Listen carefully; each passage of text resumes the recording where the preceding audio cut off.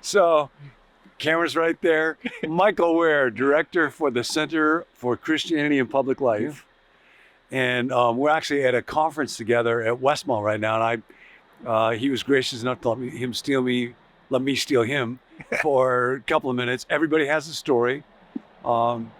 Everybody's story matters.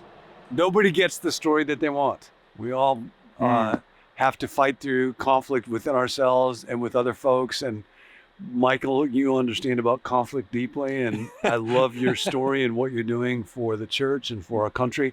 But we're learning from the stories of different people. And when I was asking Michael, who's a hero where you're learning from their story, Dietrich Bonhoeffer.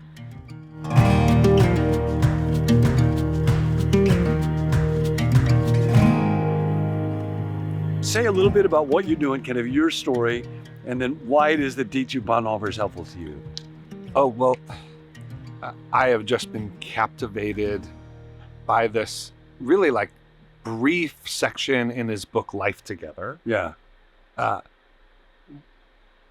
As a vision, of course, for my personal life and the life of the church, but then the broader applications of it. And I know you're going to read a bit of what Dallas has to say, which is how I first sort of came to know about this idea of Bonhoeffer's, this idea that Christians never meet one-on-one, that their meetings are always mediated by, they are preceded by Jesus, who is before and between them. And I think that has profound implications for what you do at the grocery store, but also raise that up to the level of international relations and our political process. And I think the implications are profound. Yeah. So, Dallas writes about this in The Divine Conspiracy, but it's from Bonhoeffer's book, Life Together. And Bonhoeffer writes, because Christian community is founded solely on Jesus Christ, it is a spiritual, not a psychic, that is not just humans. It's not about people's attitudes, reality. In this, it differs absolutely from all other communities. Christian brotherhood is not an ideal we must realize. It is a reality created by God. And then he goes on to say, Jesus Christ stands between the lover and the others he loves. Because Christ stands between me and others, I dare not desire direct fellowship with them. As only Christ can speak to me in such a way that I may be saved, so others too can be saved only by Christ. This means I must release the other person from every attempt of mine to regulate, coerce, and dominate him with my love. Yeah. So it is incredible to think if Jesus were somehow present visibly in every conversation that I have with somebody, how different I would talk than I talk without him being visibly present. Yes. And so again, I think the social implications and the personal are so profound. But I get this image when people tell me about voting. And of course, we're starting to think about voting. Yes. And I get this image in my mind when people talk to me about voting. It's as if they walk into the voting booth, close the curtain behind them, have to make a decision. They open the curtain, walk out, and Jesus is standing there wanting an explanation of what happened. And there is this, literally a curtain separating sort of your political action from the life you're living with Jesus. Yeah. I think if we just had the image in our mind of whenever we step into political life or conflict generally, that we are not acting on other people. We are not participating as an imposition of our will. Yeah. We are looking to Jesus and asking Jesus, what are you doing in this situation? And then trying to act from that.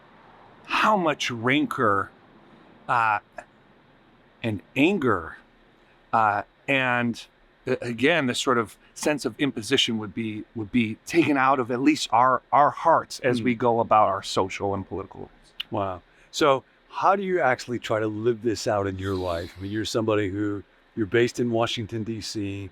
The center is trying to bring knowledge of Jesus and his way into civic life and political life.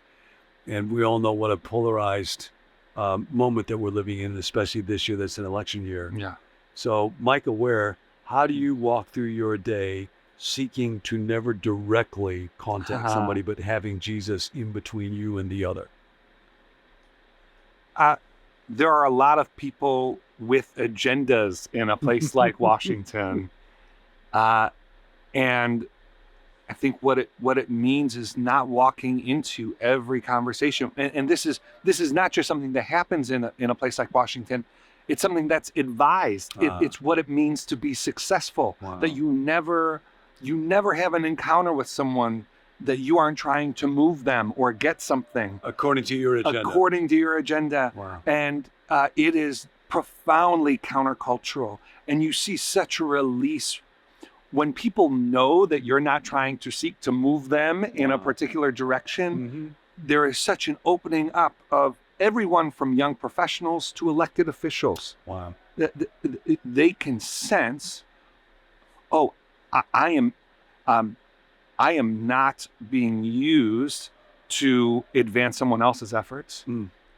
There's a desire of blessing for me in this exchange. Wow. And that the possibilities that opens up are pretty profound. Wow. Yeah. So now there'll be sometimes somebody could be listening to this and maybe they're in sales. Yeah, so sure. they'll still kind of have an agenda. If they're meeting with somebody, they want to sell something. Yeah. So, but what does it mean for them to still have Jesus present there? Yeah. Are you willing to tell someone that maybe your product isn't for them? So your desire to bless that person because Jesus is there is stronger than your desire to make a sale. Right. And so I think so often the temptation is, well, whatever their need is, and this is in politics, this is in sales, whatever their need is, you try to shape shift to meet that need. Yeah. And so what if we were so comfortable with what God had given us to provide that we were willing to say, I am not the person to provide this thing that you want. Wow. So there's a very relaxed, non-clutching, non-graspy. Right. It sounds really appealing to think about being that way with people. Yes. And I do think what can happen is you develop a spirit of not needing everyone to like you, not needing everyone to buy what you're selling. Yeah. And so where there's a market fit, as they say, now I'm speaking out of my lane, but where there's people's hands will loosen up because there's not that oppressive spirit of coercion dominating the encounter. All right. So for today, everybody's got a story. You got a story. Our stories work when we fit our stories into his story. His great story. That's right. Now this is a great way to do this today.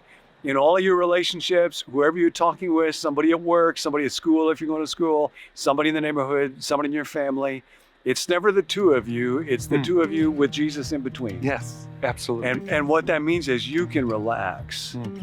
Take a deep breath. You don't have to have an agenda. You don't have to get them to buy it.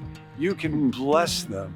And maybe even to pause at the beginning of that and just say, God, would you bless this person? Yes. And help me to bless this person.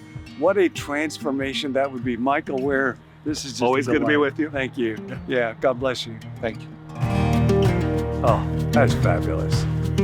Hey, if you enjoyed that video, be sure to subscribe to our YouTube channel so you don't miss any future teachings from John Ortberg here at Become New. My name's Tim, and I'm a part of the team here. This series is all about stories. Everybody has a story, and everybody's story matters. And we want to know about your story, whether it's a story of coming to faith or a story of spiritual growth. Whatever it is, we're here for you. You can email that to us at connect@becomenew.com, or you can text it to us. You can also sign up for daily reminders whenever we drop a new video via text by texting the word BECOME to the number 855-888-0444. You can also send us prayer requests there. There's a team of us that meet to pray each weekday for viewers just like yourself. If you'd like to receive the emails that go along with each video, be sure to check that out at becomenew.com/subscribe. More than a video to watch, this is really a community to belong to, and we're so glad that you're a part of it. We'll catch you next time.